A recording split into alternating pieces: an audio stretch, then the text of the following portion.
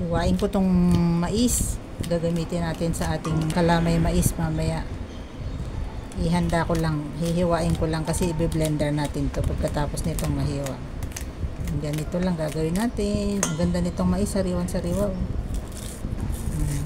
Ayan lang. Ganyan lang. Okay. Ito yung aking hiniwa-hiwang mais kanina. Ayan. Iga-grind na natin siya. Lagyan natin dito sa grinder.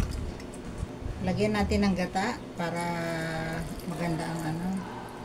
Okay na to. Takpan na natin tong grinder natin. Okay. Paris na natin.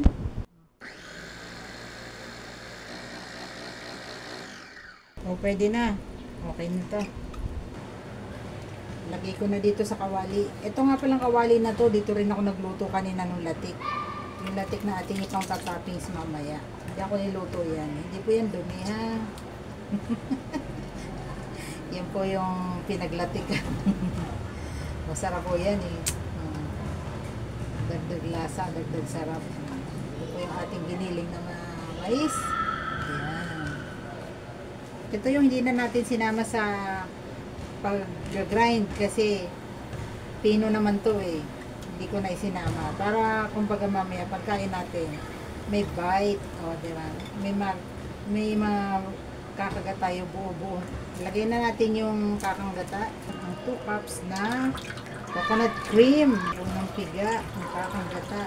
Lagay ko na tong 3 cups na malagkit. Giniling na malagkit. Saluin natin dito. Haluin natin mabuti hanggang sa wala ng buo-buo. Bago natin buksan ang kalan, dapat halong-halo ito. Yung walang buo-buo para pantay, makinis yung ating kalamay mais. Lagay tayo ng condensed milk para masarap. Ng evaporated milk. 1 cup na sugar. Maglagay tayo ng asin. Pampasarap. Balance ng taste. O, eto na. Nahalo ko ng mabuti yung glutinous rice flour. Umpisahan na natin ang pagluluto. May gatong na. Balikan ko na lang kayo mamaya kapag medyo lumalapot na. Pakita ko sa inyo. Lumapot na eh. Lagay ko na yung langka. Okay. Yan. Maganda na, no? Haluin pa natin to hanggang sa hindi makunat-kunat para masarap.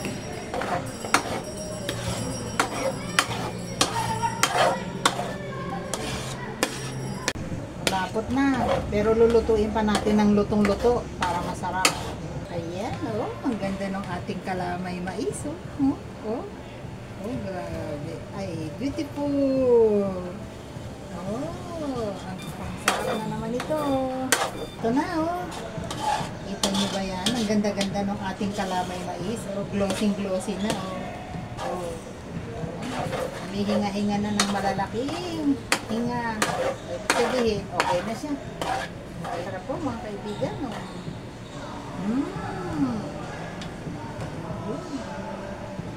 Thank you for watching.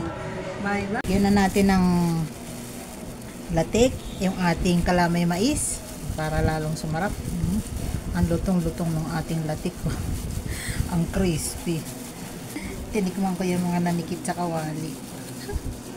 Super yummy. Grabe.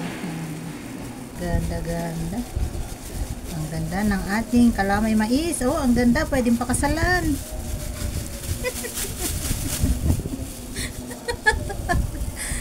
Maganda lang pinakasalan na. Di naman ganun. Okay. Salamat sa panonood nyo. Thank you sa lagi nyo pagsuporta. Bye-bye.